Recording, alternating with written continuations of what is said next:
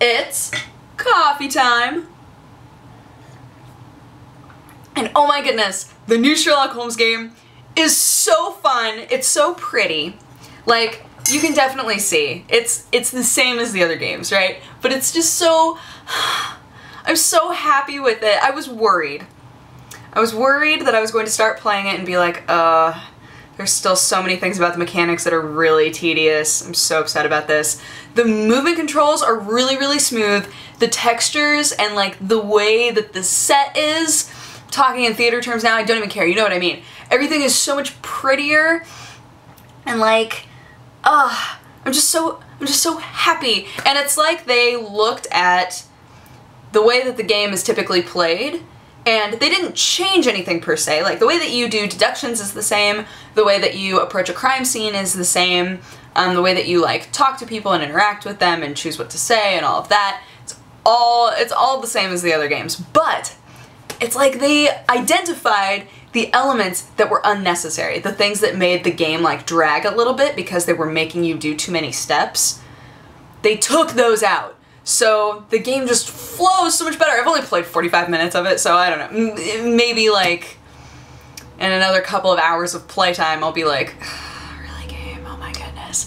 But right now, I'm so happy with it, and Watson has constant James McAvoy squint face. It's so great. He's constantly James McAvoy when he played Professor Xavier, he constantly had like troubled face. That's what Watson looks like, and it cracks me up. I was spending the whole time being like, you look like someone right now. Not in terms of features, but just like the way that his face was scrunched up. I was like, what?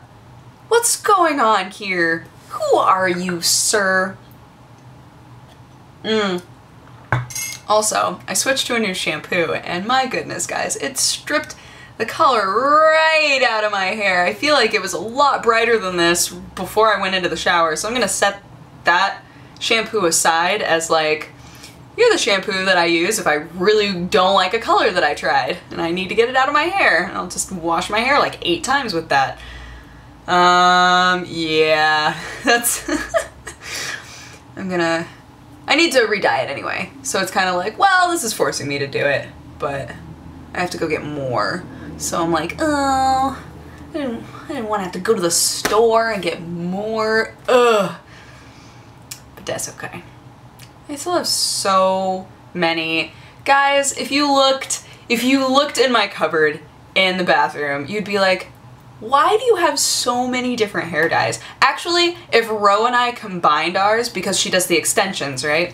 If Ro and I combined all of the hair dyes that we have, you would be offended. Like, there are just so many.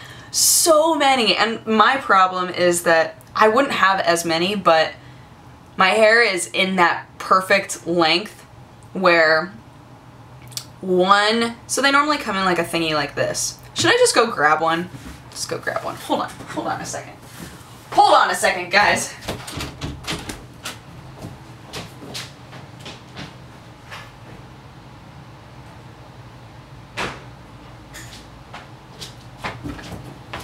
Okay. This is stupid. Okay. So, this is the one that I used for my hair last time. For this is that color, Vampire Red by Manic Panic. This is how big it is. And oh, it's hard to tell because it's like so dark in there, but there's about this much left because my hair is at that perfect length where I can't use all of it in one go because it's wasteful. My hair is like drenched in the dye and I'm like, well, I shouldn't use any more of this. I should save it for next time. But at the same time, what's left isn't enough to redo my hair. So I have to get more. And it's like,